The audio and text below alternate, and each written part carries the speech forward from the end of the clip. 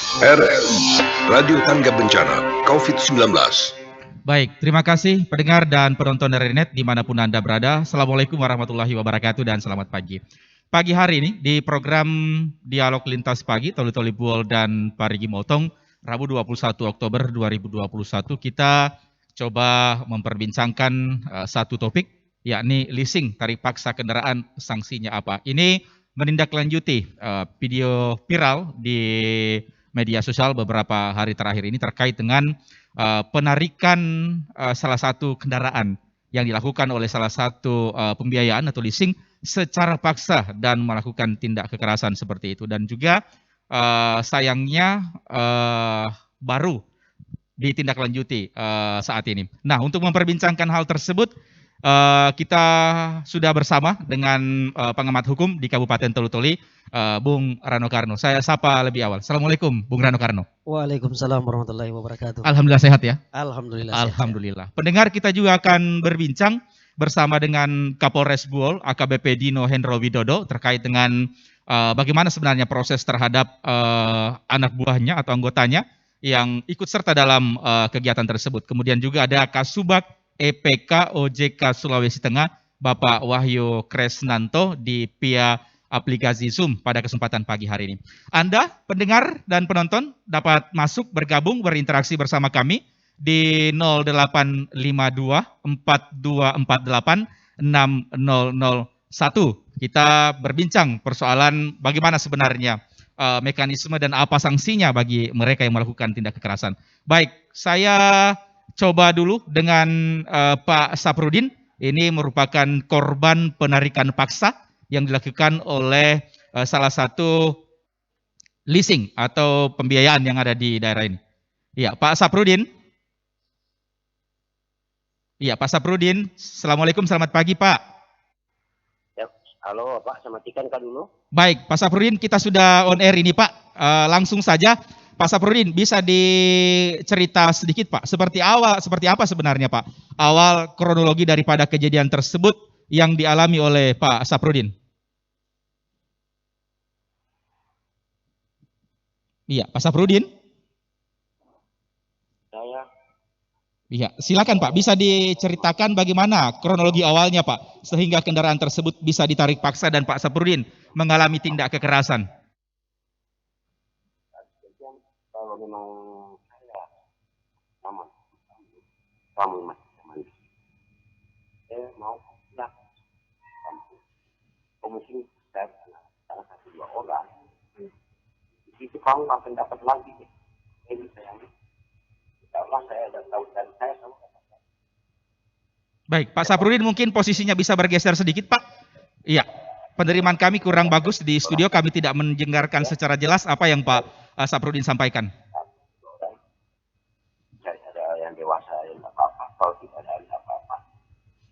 Baik, saya ke Rano Karno lebih awal. Ya, Bung Rano, saya panggilnya seperti itu. Ini ada kasus yang viral di media sosial beberapa hari terakhir. Bagaimana menurut Anda ini? Ya, saya kira sebagai pengamat hukum di Kabupaten Toli-Toli, kami melihatnya hal ini secara universal. Dari beberapa sisi, kami melihat dari sisi hukum terkait dengan tindakan yang dilakukan. Ini masuk dalam kategori penganiayaan. Terlepas siapapun yang kemudian melakukan tindakan ini dilanggar, telah melakukan melanggar undang-undang. Nah, kalau kemudian itu kita tarik ulur kepada siapa pelakunya, maka tentu berimplikasi kepada seluruh lembaga yang melekat pada orang itu. Nah, kalau kemudian itu dikatakan bahwa di situ ada lembaga pembiayaan leasing yang kemudian melakukan penarikan paksa, maka secara tidak langsung mereka melanggar beberapa aturan. Aturan yang mereka langgar itu pertama adalah Undang-Undang Jaminan Fidusia nomor 42 tahun 99. Seharusnya mereka membaca dengan jelas terkait dengan proses penarikan. Bahkan mereka juga bisa membaca Perkapolri nomor 8 tahun 2011. Ya. Yang seharusnya itu yang harus dilalui oleh lembaga pembiayaan. Nah, terkait misalnya di sana ada oknum yang kemudian membawa instansi apalagi Polri. Ya. Nah, ini sebenarnya justru pemahamannya harus lebih dilakukan spesifikasi karena seorang penegak hukum seharusnya mereka paham dengan hukum. Ya. Tidak kemudian melakukan pembiaran bahkan turut melakukan terhadap persoalan itu. Saya kira itu dulu. Baik, kita bersama juga dengan Pak Wahyu Kresnanto, Kasubag EPK OJK Provinsi Sulawesi Tengah. Iya, Pak Wahyu. Ya, Pak Wahyu, Ya, assalamualaikum. selamat pagi, Pak. Ya, halo. Baik, Pak Wahyu. Ini Ya, baik. ada kasus di Kabupaten Toli-Toli seperti itu dan juga korbannya sudah melapor. Kendaraannya ditarik paksa dan mengalami kekerasan. Sebenarnya kalau dari OJK sendiri seperti apa, Pak? Lebih awal melihat kasus seperti ini, Pak. Ya, Pak Wahyu. Halo, Baik. halo. Iya. Pak. Baik. Baik, saya ke Pak Saprudin dulu. Pak Saprudin. Iya Pak, ya. Baik, Ya, Pak. Pak Saprudin, bisa diceritakan kronologi awal, Pak, sehingga Pak Saprudin bisa mengalami tindak kekerasan dan kendaraannya ditarik paksa, Pak, seperti itu, Pak. Ini dari awal kejadian Pak saya menceritakan tapi singkat Iya, saja Pak baik, ya. baik. Oke. Tanggal 26 Juni kalau tidak salah ingat saya kejadiannya sore jam 4 kurang lebih. Saya sementara makan dengan istri, datang 3 orang yang 2 yang baru saya kenal, 1 yang sudah saya kenal tapi namanya saya tidak tahu. Yang pasti dari pihak Mandala 1. Kemudian setelah itu saya tahu juga setelah kejadian 1 polisi, 1 Pol PP. Halo Bapak? Iya, silakan Pak Saprudin, silakan Pak. Kemudian mereka datang dengan alasan ada surat perintah dari Kasat Reskrim Buol sama surat perintah penarikan dari PT Mandala. Nah, kemudian saat itu saya minta saya Pak butuh putusan pengadilan. Kalau Bapak mau ambil enggak apa-apa, tapi tolong ikut sertakan putusan pengadilan. Tapi dia ikut sertakan, makanya saya juga bersikeras waktu itu. Karena saya bersikeras, tidak mau kasih, terjadilah itu. Dia mengambil paksa motor tadi, karena saya juga merasa masih ada jalannya untuk pertahankan. Saya akhirnya pertahankan motor, lainnya terjadilah tarik-menarik, sampai terjadilah penganiayaan tersebut seperti di video yang kebetulan istrinya saya lagi merekam kala itu. Iya. Itu Pak yang mungkin. Baik, Pak Saprudin, sebenarnya Bapak menunggak berapa bulan sehingga ditarik paksa oleh leasing dan Pak Saprudin mengalami tindak kekerasan, Pak? Saya menunggak Pak sejak masuk pandemi. Kemudian saya tutup usaha waktu itu karena saya kan usaha warung Pak, warung kopi. Nah, kemudian kurang lebih saya enggak ingat jelas berapa pasnya, kurang lebih mungkin Pak 5 bulanan saya enggak bayar.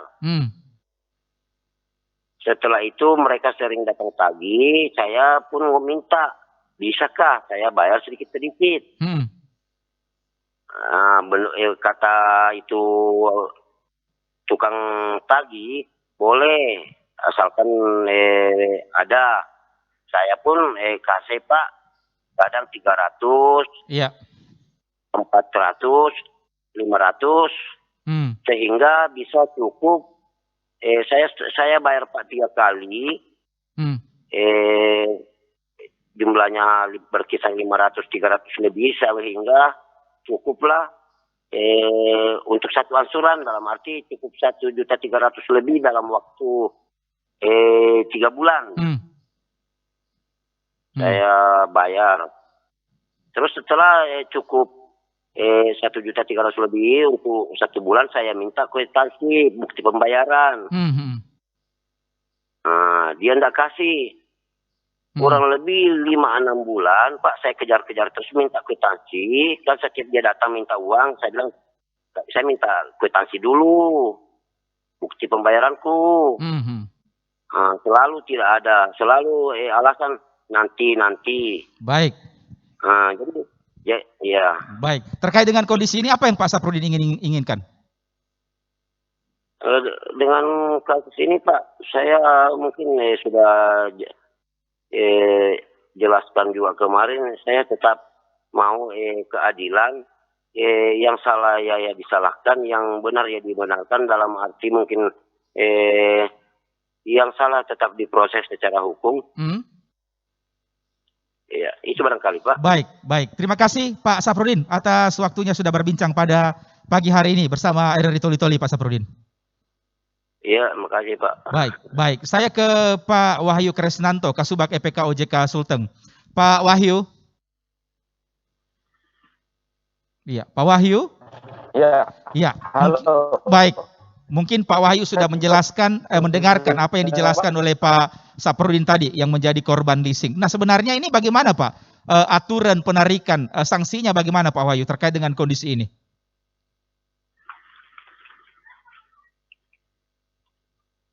Iya, Pak Wahyu. Bisa mendengarkan saya, Pak? Baik, saya ke Bung Rano Karno lagi. Iya, Bung Rano, ini sangat menarik ini. Apa yang dikatakan oleh... Ya. Halo. Iya, silakan Pak Wahyu. Ya, baik. Mungkin saya tidak mendengar pertanyaannya secara jelas. Baik, saya ulang pertanyaannya. Pak, ya. Iya, pertanyaannya saya ulang. Ini bagaimana sebenarnya, Pak? Aturan penarikan, sanksinya bagaimana, Pak Wahyu? Ya, baik. Terima kasih, Pak. Perkenalkan, saya Wahyu Kresnanto. Saya Kepala Subbagian Edukasi dan Perlindungan Konsumen. Terkait dengan penyelenggaraan usaha perusahaan pembiayaan, OJK itu sudah mengatur melalui peraturan OJK nomor 35 tahun 2018. Di situ kita atur teknis-teknis terkait dengan eksekusi agunan. Pada saat terjadi eksekusi agunan, tentunya sebelum terjadi eksekusi, dari pihak perusahaan pembiayaan ini saya bicara secara universal dulu, Pak, ya. Iya. Perusahaan pembiayaan itu akan mencoba melakukan restrukturisasi terhadap debitur-debiturnya. Apabila proses mediasi restrukturisasi tidak berjalan dengan baik, maka tindakan-tindakan terukur tentunya akan diambil oleh perusahaan pembiayaan, seperti itu.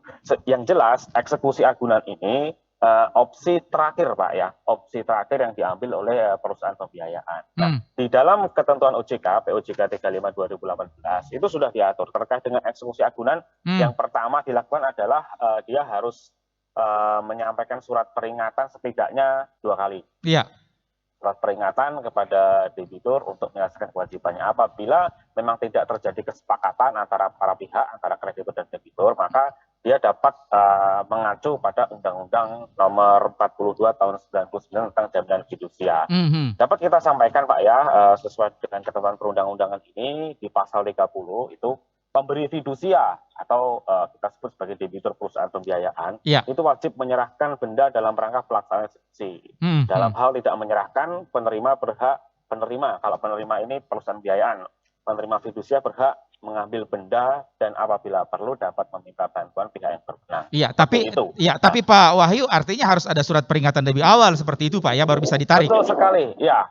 Sesuai POJK 35 2018 itu sudah harus ada surat peringatan terlebih dahulu kepada konsumen, ya, yang isinya paling tidak memuat sisa utangnya berapa, tunggakan dendanya berapa, tunggakan bunganya berapa, biaya-biaya lain dibebankan seperti apa, itu harus jelas dulu seperti itu. Jadi tidak bisa misalnya, Pak, ya, datang ke debiturnya, dia minta sejumlah uang, tidak diberi kwitansi, itu tidak diperbolehkan. Karena perusahaan pembiayaan ini merupakan lembaga jasa keuangan yang harus menerapkan kaidah-kaidah prinsip kehati-hatian dan pembukuan yang baik seperti itu. Jadi tidak boleh apabila nasabah ini meminta kwitansi pembayaran itu tidak diterima. Semua sudah tercatat di sistem dan apabila tidak sesuai dengan sistem berarti itu adalah pelanggaran hukum. Baik. Ditahan dulu informasinya, Pak Wahyu. Saya juga sudah bersama dengan Kapolres Buol, Bapak AKBP Dino Hendro Widodo. Assalamualaikum, Pak Kapolres.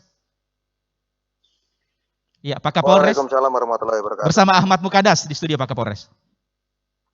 Baik. Baik, Pak Kapolres, kami ingin mengetahui lebih awal bagaimana sebenarnya kasusnya sampai sejauh ini terhadap anggota Polres Bol yang ikut serta dalam aksi yang dilakukan oleh salah satu pembiayaan atau leasing seperti itu, Pak. Kasusnya sampai seperti ini, sejauh ini seperti apa, Pak? Silakan.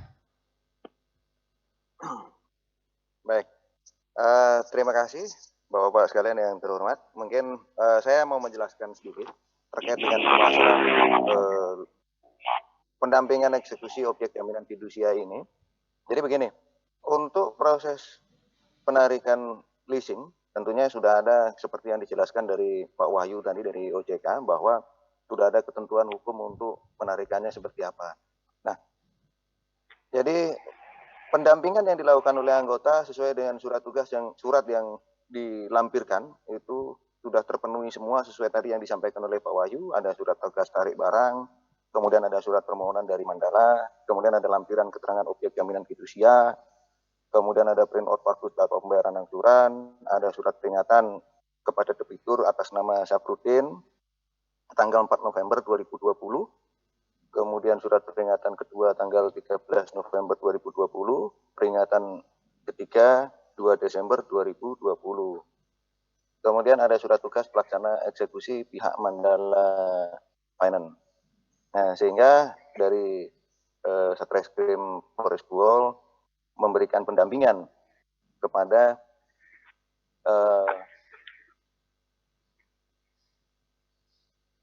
pihak dari Mandala Finance.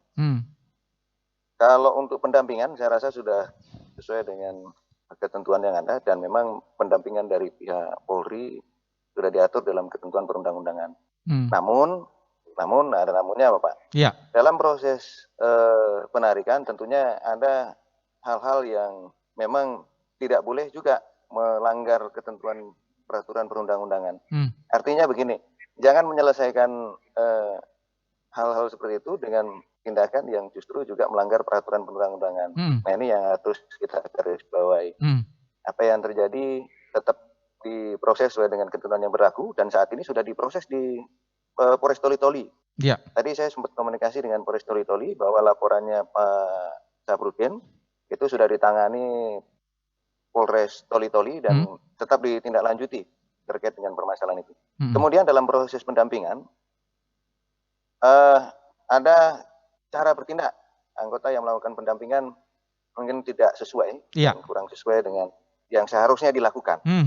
Karena memang tujuannya pendampingan yang dilakukan oleh Polri ini adalah untuk mencegah hal-hal yang tidak diinginkan terjadi. Adanya hal-hal yang bisa menimbulkan tindakan-tindak pidana, itu yang harus kita cegah.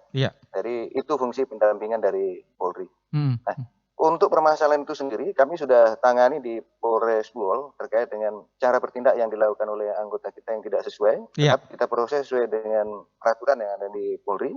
Saat ini sudah kita lakukan pemeriksaan kepada yang bersangkutan dan tentunya apabila terpenuhi pelanggaran yang dilakukan oleh anggota kita, kita akan memberikan sanksi sesuai dengan ketentuan yang berlaku, Pak. Dan sanksi itu akan kita berikan kepada yang bersangkutan. Nah, tapi kan prosesnya tetap ada, kita lakukan pemeriksaan terlebih dahulu. Iya. Begitu, Pak. Artinya akan ada sanksi bagi mereka yang melanggar anggotanya, Pak Kapolres ya? Betul. Kalau misalkan sanksi, tetap pasti akan kita berikan kepada anggota kita yang tidak bisa melaksanakan tugasnya sebagaimana mestinya, sesuai dengan ketentuan dan aturan yang berlaku. Baik. Sesuai dengan kaidah dan norma-norma hukum yang berlaku. Baik. Dan untuk sampai saat ini, bahkan mohon maaf Pak, kami untuk menerapkan baik itu disiplin maupun kode etik di Polres Bol cukup luar biasa. Kalau memang ada anggota kita yang melakukan pelanggaran, saya akan proses sesuai dengan ketentuan yang berlaku. Kita tidak akan tebang pilih, khususnya untuk anggota kita yang seharusnya bisa menjadi teladan, ini malah tidak bisa menjadi teladan, dan itu saya pastikan akan kita proses. Baik, ditahan dulu informasinya Pak Kapolres, saya ke Bung Rano Karno. Ya, Bung Rano, ini sudah diproses seperti itu, dan juga yang kami ketahui bahwa Pak Syafruddin ini sudah melapor ke Polres Toli-Toli seperti itu, terkait dengan kasus yang dialaminya. Memang sebenarnya ini fatalkah seperti ini, atau bagaimana dari pandangan hukum sendiri, Bung Rano? Ya, kalau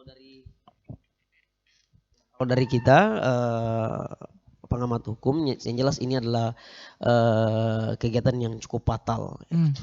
Dan kalau kemudian seperti disampaikan tadi oleh Pak Kapolres Buol, kita mensupport apa yang telah dilakukan oleh Polres Buol. Mudah-mudahan diberikan sanksi sesuai dengan pelanggaran yang dilakukan. Saya sepakat tadi dengan Pak Kapolres bahwa SOP dalam kepolisian, kehadiran polisi itu justru seharusnya menghindari kegiatan-kegiatan yang sifatnya kekerasan. Iya, tidak fisik seperti itu. Tidak fisik. Justru kehadiran beliau di saat kita melihat video itu hanya melakukan pembiaran. Jadi berarti ada kesengajaan yang dilakukan, maka di situ sebenarnya sanksinya. Nah, kalau kemudian dikatakan bahwa ini sudah berproses di Polres Toli-Toli, itu di Polsek Toli-Toli Utara, kami juga masih terus mempertanyakan. Hari ini sejak dilapor bulan Juni, baru ditangani, baru diproses keluar SPDP-nya 2 hari kemarin. Nah, kemudian kita bertanda tanya apa sebenarnya yang hari ini menjadi kendala. Nah, deliknya itu jelas. Itu delik murni dan sudah ditahu bahwa itu adalah sebuah tindakan penganiayaan. Seharusnya ketika ada laporan selesai visum terbukti melakukan harus tangkap dan tahan. Bagaimana Anda melihat ini? Di kejadian pada bulan Juni diproses baru Oktober 2 hari kemarin. Bagaimana Bung Rano? Karena saya kira di situ pasti ada hal-hal yang kemudian menggelitik di hati kita bahwa mungkin ini ada ketidakseriusan dari aparat kepolisian terkait dengan penanganan kasus ini. Mungkin saja kita tidak tahu apakah kemudian ada pembicaraan khusus dari leasing tertentu, kemudian mengakomodir kepentingan-kepentingan korban yang kemudian ini tidak bisa ditindaklanjuti pada saat itu. Nah, hari ini sudah booming di media sosial. Akhirnya mereka kan ada ketakutan tersendiri kalau ini kemudian tidak dilanjutkan. Karena ini bukan cuma persoalan pidana, tapi ini juga berbicara persoalan hak asasi manusia. Hak asasi manusia, betul. Yang harus ditindaklanjuti. Harusnya kalau ada laporan seperti itu harus ditindaklanjuti secara cepat ya, tanpa melihat mungkin prosesnya bagaimana, kemudian dan sebagainya, Bung Rano ya. Karena kita memang menganut asas bagaimana SOP Polri kan, mudah, cepat dan biaya ringan. Artinya kalau kemudian ini sudah kita melihat selama 3 bulan, kita pertanyakan apa yang dilakukan selama ini. Nah, kalau saya kemarin bercerita dengan korban, sampai kemudian pihak pelaku itu belum pernah dipanggil. Nah, ini berarti bahwa kita minta keseriusan dari pihak kepolisian, dan kita kalau apa yang disampaikan oleh Kapolres Buol, saya sangat mensupport itu, berikan tindakan tegas sesuai dengan apa yang dilanggar. Baik, di 0852 4248 6001 Anda kami tunggu atensinya pendengar yang ingin masuk bergabung dan berbincang bersama ketiga narasumber kami. Ada Kapolres Buol, AKBP Dino Hendro Widodo, kemudian juga Kasubag EP KUJK Sulteng, Bapak Wahyu Kresnanto, dan juga pengamat hukum di Kabupaten Toli-Toli, Bung Rano Karno. Di 0852 4248 6001. Ya, namun sebelum lanjut ke perbincangan berikutnya, kita jedah dulu, kita dengarkan dulu yang mau lewat berikut ini. Tetap bersama kami di Lintas Pagi Toli-Toli Buol dan Parigi Mautong. Tidak perlu takut secara berlebihan dengan namanya virus corona. Karena virus corona dari data yang saya terima, 94% lebih penderitanya dapat disembuhkan. Jadi sebetulnya musuh terbesar kita saat ini adalah bukan virus itu sendiri, tapi rasa cemas, rasa panik, rasa ketakutan, dan berita-berita hoax serta rumor. Kita sebenarnya harus yakin dengan fakta, informasi, solidaritas bersama, dan gotong royong. Air, sabun, gosok-gosok seluruh telapak tangan selama 20 detik. Cara singkat untuk mencegah virus maupun bakteri penyakit masuk ke tubuh kita. RRI, Radio Tangga Bencana COVID-19. Baik, terima kasih Anda masih bersama kami di Dialog Lintas Pagi Toli-Toli Buol dan Parigi Mautong. Leasing tarik paksa kendaraan, sanksinya apa? Iya, Anda kami tunggu atensinya di 0852 4248 6001. Saya ke Pak Wahyu lagi. Pak Wahyu. Ya, baik Pak. Baik, kalau melihat persoalan ini bagaimana Pak kita mengatur dari OJK Provinsi Sulawesi Tengah sendiri agar masyarakat tahu, masyarakat paham sehingga tidak terlibat, sehingga tidak masuk dalam perangkap-perangkap seperti ini, Pak Wahyu. Ya, baik. Tadi menyambung dari Pak Kapolres, itu dapat kami sampaikan tindakan eksekusi agunan yang dilakukan oleh perusahaan pembiayaan harus mengacu kepada ketentuan undang-undangan yang berlaku. Pada saat melakukan eksekusi, setidaknya harus menunjukkan ya, itu surat tugas, sertifikat fidusia, dan dokumen pendukung lainnya untuk disampaikan kepada debitur. Dalam melakukan eksekusi ini tentunya dilarang untuk menyampaikan dan melakukan secara kekerasan, intimidasi, pengancaman, persekusi, penganiayaan. Selain itu, apabila dilakukan tentunya aparat dapat mengambil tindakan terukur untuk melakukan penindakan. Kami himbau kepada masyarakat apabila mengalami kesulitan terkait dengan pembiayaan di perusahaan pembiayaan atau leasing, itu dapat menyampaikan pengaduan terlebih dahulu kepada OJK Sulawesi Tengah, dapat menyampaikan secara tertulis atau melalui kanal WhatsApp kami di 081 157 157 157 seperti itu. Iya, saya ke Pak Kapolres lagi. Pak Kapolres. Iya, Pak Kapolres. Baik. Ya, gimana Pak? Baik, sampai sejauh ini seperti yang Pak Kapolres sampaikan tadi bahwa memang oknum anggota polisi ini sudah diproses seperti itu, Pak Kapolres ya?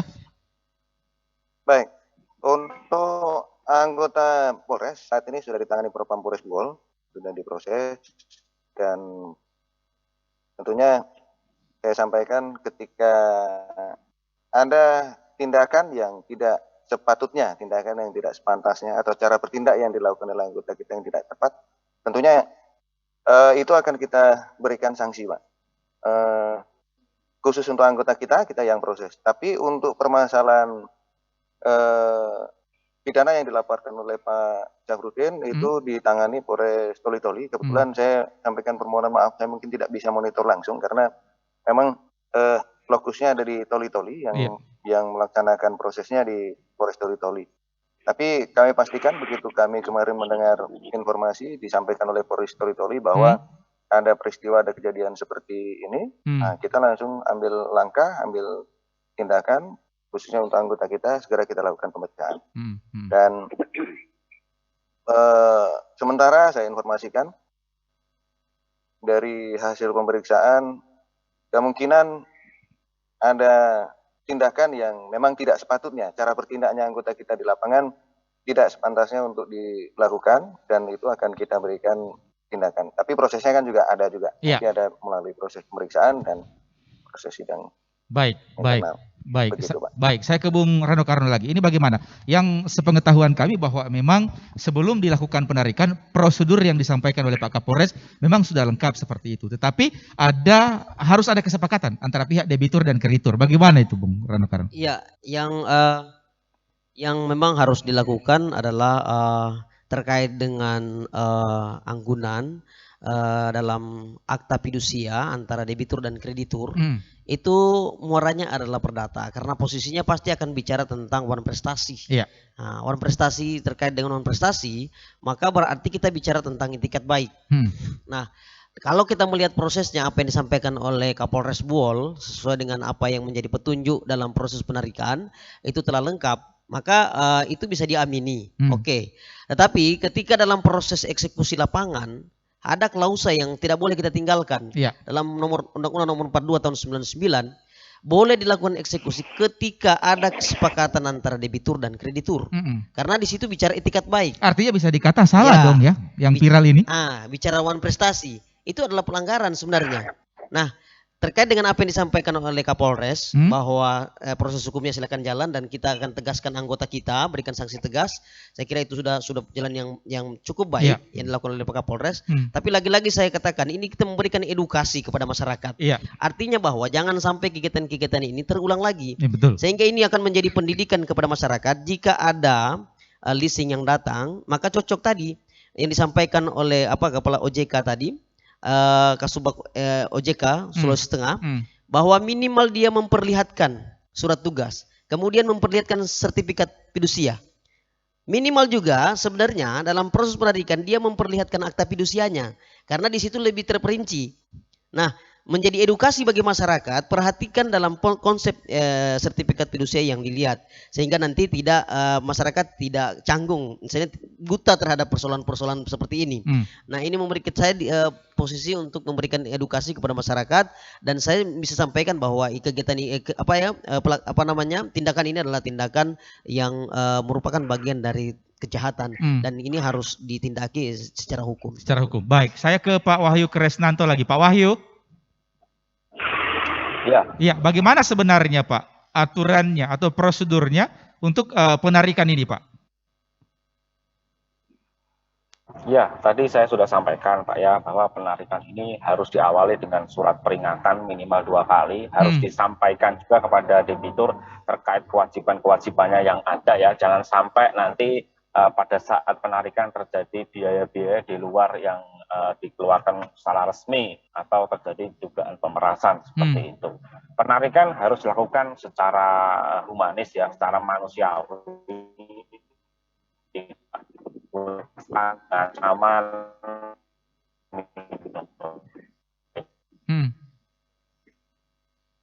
Baik. Temukan perusahaan biaya menggunakan cara ketentuan yang berlaku. Sesuai dengan POJK, sanksinya mulai dari sanksi administratif sampai sanksi pencabutan izin usaha. Dan kami sudah melakukan sanksi-sanksi itu untuk oknum-oknum di perusahaan biayaan yang Baik. Saya ke iya, baik. Ditahan dulu informasinya Pak Wahyu ya. Saya coba ke Pak Kapolres, Pak AKBP Dino Hendro Widodo. Baik, Pak Kapolres.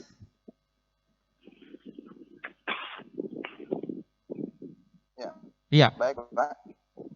Baik, Pak. Ini agar kasus ini tidak terulang, tidak melibatkan teman-teman aparat penegak hukum seperti itu, edukasi apa yang Pak Kapolres sampaikan, lakukan kepada anggota agar menjadi contoh sesuai dengan tagline-nya lah, menjadi pengayom pelindung masyarakat seperti itu Pak Kapolres.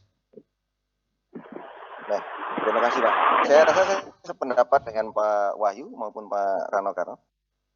Apa pendapat yang beliau sampaikan tadi memang tepat sekali, betul, bahwa kita harus memberikan edukasi kepada masyarakat dan juga seluruh pihak yang terkait dalam hal ini, termasuk kepada Polres Buol. Kami juga sudah menyampaikan bahwa dalam setiap melakukan tindakan, dalam setiap melaksanakan tugas, kita tetap harus berpedoman pada aturan yang berlaku. Tetap apapun ceritanya, kita harus berpedoman pada SOP dan tidak melanggar kaidah-kaidah ataupun norma-norma hukum yang berlaku. Dan ini penting untuk kita lakukan karena kita dalam melaksanakan tugas ini kan tantangan maupun ancamannya berbeda-beda. Sehingga dasar SOP yang sudah ditetapkan ini harus betul-betul kita pedomani. Sehingga dalam pelaksanaan tugas kita tidak terjadi miss atau tidak terjadi kesalahan. Nah, terkait dengan apa yang disampaikan oleh Pak Rano Karno tadi, memang betul bahwa Pak Wahyu tadi, memang betul dalam proses penarikan, persyaratannya sudah ada dan sudah ditetapkan sesuai dengan peraturan perundang-undangan. Kemudian proses penarikannya tetap harus dilakukan secara humanis, itu tetap. Nah, saya sampaikan kepada Bapak bahwa apa yang dilakukan oleh anggota kami, kenapa ketika kami melihat rekaman video tersebut, sehingga kita lakukan proses terhadap anggota kita, karena memang untuk proses pendampingannya, mungkin permintaan pendampingan dan pendampingannya sudah sesuai dengan SOP ataupun sesuai dengan prosedur. Tetapi cara bertindak yang dilakukan oleh anggota di lapangan, nah ini yang tidak tepat. Iya. Harusnya ketika terjadi hal itu, anggota kita yang harusnya melerai. Iya. Harusnya melerai, mencegah, jangan terjadi seperti itu. Betul. Tidak hanya menjadi penonton begitu Pak Kapolres ya. Betul, ini yang kami sesalkan dan itu tentunya akan kami proses sesuai dengan tingkat pelanggaran anggota kita dan akan kita berikan sanksi sesuai dengan tingkat kesalahan anggota kita. Begitu, baik. Ditahan dulu. Ya, ditahan dulu Pak Kapolres ya. Ditahan dulu Pak. Ada yang mau bergabung dengan kita? Kita coba sapa. Ada Pak Chandra di Panasakan. Silakan Pak Chandra. Iya, Pak Chandra. Silakan Pak. Iya, Pak Chandra. Selamat pagi. Silakan Pak. Iya, silakan Pak Chandra. nasabah, sedangkan nasabah tersebut masih ada niat untuk Baik, Pak Chandra. melunasi. Pak Niat Chandra. sangat besar. Pak Chandra, Halo? mungkin bisa diulang Pak. Terputus Pak. Silakan Pak Chandra. Oh, betul. Ya. Halo? Iya, silakan. Yang saya tanyakan kepada para narasumber, ketika ada pengaduan nasabah, ketika ada seperti ini, nasabah itu mengadu kemana? Sedangkan kemudian yang kedua yang disayangkan ada timbul kekerasan terhadap nasabah, sedangkan nasabah tersebut punya niat besar untuk lunasi kendaraan tersebut. Memang leasingan aparat ini sangat fenomenal, di mana-mana keren. Dan disayangkan pendamping pun dari aparat. Aparat ini kan sudah tahu hukum, memberikan contoh tauladan, tetapi memberikan contoh yang tidak baik, timbul kekerasan terhadap masyarakat. Kasihankan keluarganya. Kalau bisa diberikan sanksi yang seberat-beratnya terhadap aparat tersebut. Dan kemudian saran saya kepada Pak Kapolres, apabila ada izin SOP dari satuannya, kalau bisa diberikan kepada aparat yang sudah profesional, yang sudah sangat matang, agar supaya bisa menyelesaikan masalah dengan secara kekeluargaan. Dan kemudian perusahaan tersebut, terutama karyawannya dapat diproses dengan sesuai hukum. Kalau bisa perusahaannya tersebut disegel saja. Terima kasih. Assalamualaikum warahmatullahi wabarakatuh. Baik, waalaikumsalam warahmatullahi wabarakatuh. Saya langsung ke Pak Dino Hendra Widodo, Kapolres Bol. Bagaimana tanggapannya Pak Kapolres Bol? Baik, terima kasih Pak Chandra atas saran dan masukannya. Kami atensi, kami terima. Memang seharusnya demikian. Oleh karena itu, setelah kami melihat informasi ataupun laporan dari Polres Toli-Toli terkait permasalahan itu, langsung kita lakukan pemeriksaan pada anggota kita. Dan tentunya akan kami berikan sanksi pada anggota kita sesuai dengan ketentuan hukum yang berlaku. Nah, untuk pihak leasing itu kalau tidak salah sudah ditangani. Mohon maaf karena memang saya tidak bisa langsung mengecek ke Toli-Toli karena memang sudah di luar kewenangan kami. Nah, tapi saya mungkin bisa menginformasikan saat ini sudah ditangani oleh Polres Toli-Toli dan kalau tidak salah sudah dilakukan pemanggilan proses terhadap petugas dari leasing. Mungkin nanti bisa dikonfirmasi langsung dengan Polres Toli-Toli. Dan memang kewajiban kita adalah ketika ada laporan dari masyarakat melaporkan kepada kita, kewajiban kita untuk menerima laporan itu dan menindaklanjuti. Secara cepat, Pak Kapolres ya, menindaklanjuti secara cepat seperti itu Pak Kapolres ya. Tapi begini, secara cepat memang betul. Tapi kan proses cepat ini juga tidak ngawur begitu Pak. Iya. Mohon maaf. Jadi ketika ada laporan tetap harus dilakukan penyelidikan dulu. Kita harus mempersiapkan alat bukti yang cukup dulu.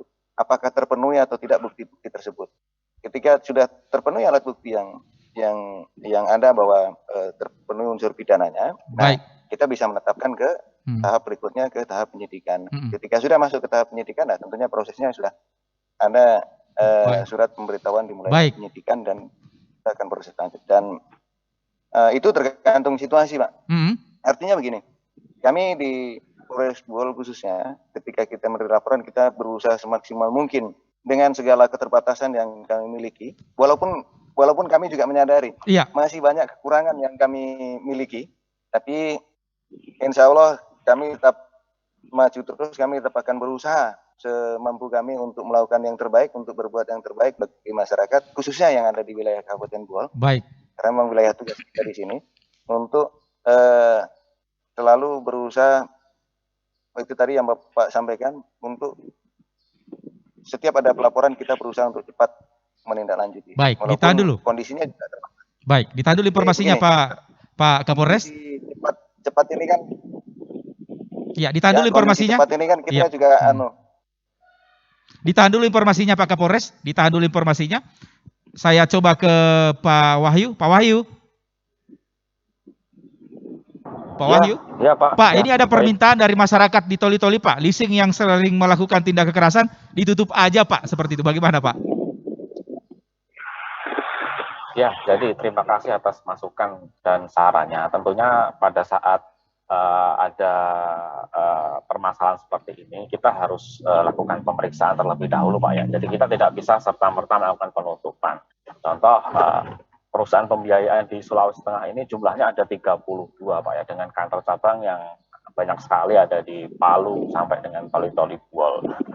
Kalau penutupan kantor cabangnya, ya kita harus lihat dulu apakah kantor cabang ini melaksanakan SOP ketentuan sebagaimana POJK 35 2018 seperti itu. Jangan sampai permasalahan yang dilakukan oleh oknum perusahaan pembiayaan ini kita harus tutup perusahaannya sehingga dapat merugikan konsumen yang lain, Pak, ya.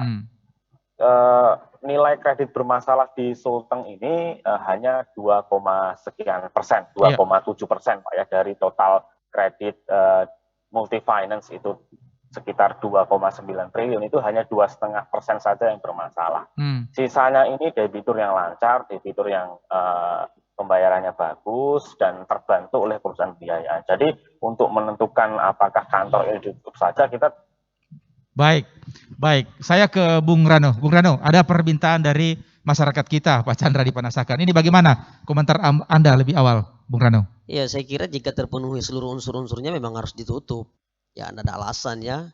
Karena memang lembaga pembiayaan, lahirnya lembaga pembiayaan ini adalah bisnis. Artinya ketika Anda berani untuk kemudian berbisnis, maka berani juga harus mengambil seluruh resiko yang ada. Tanpa kemudian menggunakan tindakan-tindakan kekerasan. Nah, pertanyaannya kemudian, kalau itu terus dilakukan, maka itu berdampak bagi masyarakat. Betul. Nah, saya sepakat dengan tadi dari OJK bahwa harus dilakukan identifikasi, investigasi lebih dalam. Tapi harus melihat bahwa begitu banyak kejadian-kejadian yang hari ini dilakukan, seharusnya itu menjadi pertimbangan-pertimbangan. Karena begini, dalam aturan selama pandemi itu kan ada restrukturasi. Artinya ada pemberian keringanan. Nah, sampai dengan hari ini kan telah dirubah lagi aturan itu nomor 48 sampai dengan bulan Maret 2022. Itu masih di masyarakat akan dibantukan. Harusnya kalau kemudian lembaga pembiayaan melihat aturan ini, maka kemudian dia tidak pasti melakukan tindakan-tindakan seperti itu, terlepas dari misalnya oknum. Karena memang beberapa lembaga pembiayaan yang ada baik di Toli-Toli maupun Buol itu kan mereka menggunakan jasa debt collector, baik yang internal maupun eksternalnya. Nah, seharusnya seperti apa yang tadi Bang Mukadas bilang, bahwa bagaimana kemudian ini bisa menempatkan orang-orang yang betul-betul sesuai dengan tugas dan fungsinya, memahami aturan, sehingga tidak melakukan kegiatan dan tindakan yang senongan. Artinya kita berharap bahwa leasing atau lembaga pembiayaan finance ini tidak mungkin serta-merta mengambil mungkin pengamanan dan lain sebagainya atau debt collector seperti itu ya, tanpa mungkin memperhatikan segi mungkin emosionalnya, mentalnya dan sebagainya, sehingga tidak merusak leasing, tidak juga merusak keamanannya seperti itu, Bung Rano. Ya, seharusnya lembaga pembiayaan itu melihat jangka panjangnya. Hanya karena kemudian ada oknum, lalu kemudian ada desakan untuk kemudian menutup, itu kan menjadi korban leasingnya. Nah, artinya bahwa dari pihak pembiayaan ini kemudian bisa melakukan cross check lebih dalam terkait orang-orang yang ditempatkan dalam kegiatan-kegiatan seperti itu, karena memang seperti itu harus humanis. Ada pendampingan dari kepolisian, berarti dia sifatnya adalah pendampingan. Meskipun mungkin catatannya adalah meskipun masyarakat mungkin menunggaknya 10 bulan, 8 bulan, toh kita masih di tengah pandemi COVID. Baik, sebelum dijawab, kita coba jedah dulu, kita dengarkan dulu yang mau lewat berikut ini. Tetap bersama kami di Dialog Lintas Pagi, Toli-Toli Buol dan Parigi Motong.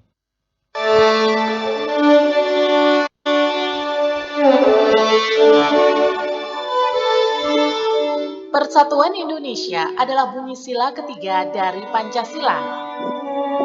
Kini jiwa persatuan itu diuji. Rasa empati, kepedulian, dan kebersamaan terpanggil dengan adanya pandemi corona.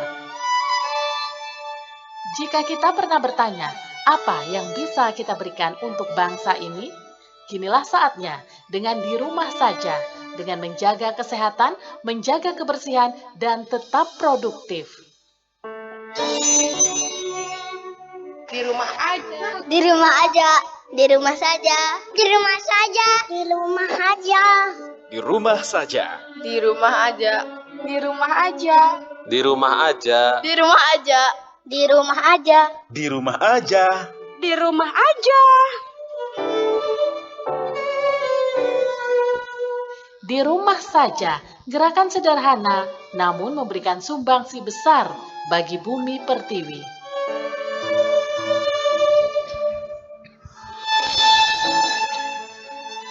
segenap elemen bangsa, bersama kita lawan dan putus mata rantai penyebaran virus corona COVID-19 dengan Persatuan Indonesia.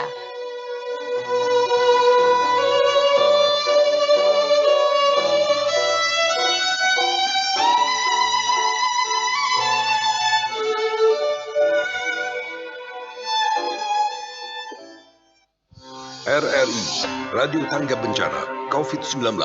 Baik, leasing tarik paksa kendaraan, sanksinya apa? Itu yang coba kita perbincangkan pada kesempatan pagi hari ini. Ada Pak Juri Nevo Santerok di Toli-Toli mau bergabung. Pak Nevo, Ya, halo, selamat silakan. pagi. Silakan Pak Nevo.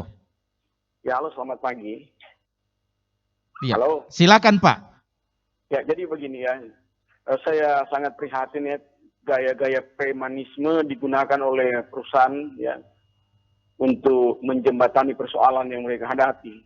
Indonesia ini negara hukum, negara restat, bukan mastat.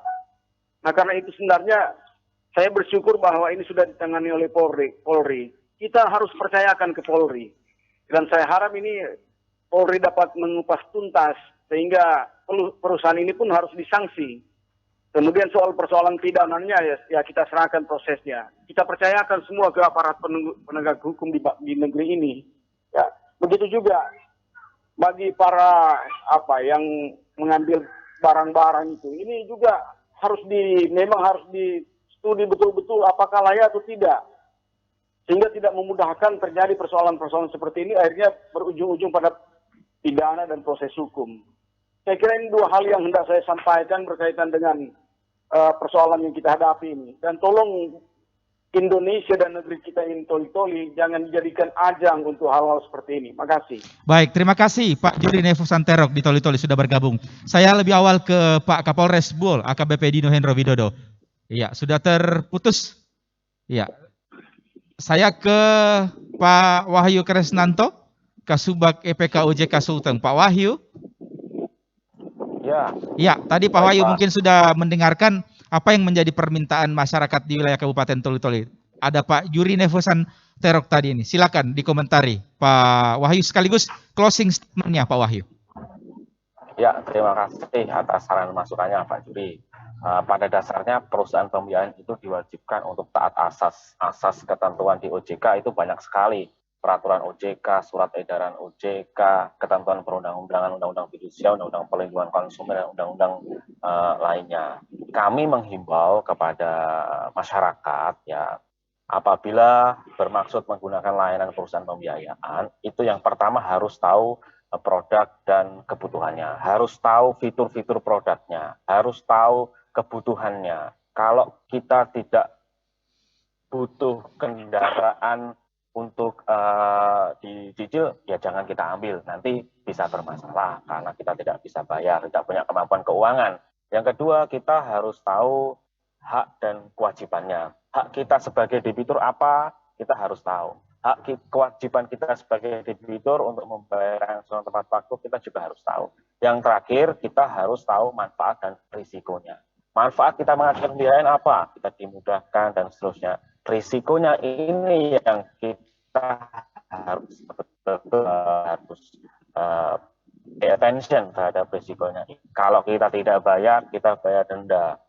Kalau kita tidak bayar tepat waktu, ada kemungkinan eksekusi. Itu kita harus peduli soal itu. Nah, kepada masyarakat ini yang bermasalah ya, mengedepankan musyawarah mufakat terlebih dahulu untuk penyelesaian hutang-hutangnya. OJK itu sudah melakukan ketentuan terkait restrukturisasi dampak pandemi COVID-19. Datanya di kami itu sudah banyak sekali debitur yang diberikan restruktur. Ada 2,5 triliun kredit pembiayaan khusus multi-finance consulting yang direstrukturisasi itu sekitar 58.000 debitur. Itu ada keringanan, suku bunga diturunkan, jangka waktu diperpanjang, tunggakan denda dihapuskan, dan seterusnya. Jadi kami mohon kedepankan proses-proses ini terlebih dahulu, karena untuk eksekusi agunan itu sesuatu yang sangat dihindari oleh perusahaan pembiayaan. Dan apabila menemukan oknum-oknum perusahaan pembiayaan yang melakukan kegiatannya secara tidak ikut ketentuan, ya, menggunakan kekerasan, premanisme, menggunakan pengancaman, itu tolong segera dilaporkan bisa ke OJK dan juga bisa ke pihak yang berwajib. Baik. Seperti itu, terima kasih. Baik, terima kasih Pak Wahyu Kresnanto, Kasubag EPK OJK Sulteng sudah bergabung memberikan pencerahan kepada masyarakat kita. Assalamualaikum, selamat pagi Pak Wahyu. Waalaikumsalam warahmatullahi wabarakatuh. Salam sehat semuanya untuk para pendengar RRI. Baik, saya ke Bung Rano Karno sebagai closing statement terkait dengan bahasan kita, dialog kita pada pagi hari ini. Bung Rano, silakan. Iya, hari ini bagaimana kita melihat bahwa dalam konsep tata kenegaraan kita menganut keadilan sosial bagi seluruh rakyat Indonesia. Artinya semua masyarakat, ada semua orang itu bersamaan kedudukannya di mata hukum. Ya. Sehingga tidak boleh kemudian ada tindakan kesewenang-wenangan yang dilakukan oleh siapapun sebenarnya. Sehingga kalau kita melihat dalam kasus ini, bagi masyarakat untuk kemudian ke depan, jika nanti ingin melakukan kegiatan-kegiatan pembiayaan seperti apa yang disampaikan tadi oleh OJK Sulteng, maka minimal kita melihat standarisasi kemampuan kita. Yeah. Kemudian kita harus memahami aturan kita dan kemana kita harus melapor ketika kita mendapatkan masalah. Yeah. Di kami Lembaga Bantuan Hukum Advokasi Rakyat Sulawesi Tengah itu membuka lebar Bapak Ibu atau masyarakat yang kemudian mendapatkan kendala dan kami akan melakukan pendampingan terkait dengan itu. Nah, satu hal yang perlu kita pahami semuanya bahwa ketika ada hal-hal seperti ini, maka cepat dilakukan pelaporan. Ya. Jangan didiamkan, nanti kemudian ada permasalahan baru yang timbul, kemudian itu lagi berentetan. Sehingga nanti tidak mendapatkan kendala. Contoh yang hari ini dalam proses penyelidikan itu mencapai 3 bulan, baru naik ke penyidikan SPDP-nya keluar sekalian dengan penetapan tersangka. Nah, kalau ini dilakukan pendampingan sejak awal oleh Lembaga Bantuan Hukum, saya kira tidak begitu jadinya. Bahkan kita bisa melakukan ke OJK tadi, ada ruang yang diberikan untuk kemudian melaporkan lembaga pembiayaannya. Seperti itu. Saya kira terakhir saya sampaikan bahwa mari kita menjunjung tinggi asas negara kita untuk kemudian mengedepankan persamaan kedudukan hukum, seluruh masyarakat bersamaan kedudukan di depan hukum. Iya, baik, Bung Rano, terima kasih atas kehadirannya dan waktunya sudah berbincang. Terima kasih juga Bapak-Bapak narasumber yang sudah berbincang pada kesempatan kali ini. Mewakili seluruh kerabat kerja yang bertugas, saya presenter Anda, Ahmad Mukadas, mengucapkan terima kasih atas perhatian dan kebersamaan Anda. Kita bisa jumpa kembali di waktu dan peristiwa serta topik dan narasumber yang berbeda. Assalamualaikum warahmatullahi wabarakatuh. Selamat pagi, selamat beraktivitas.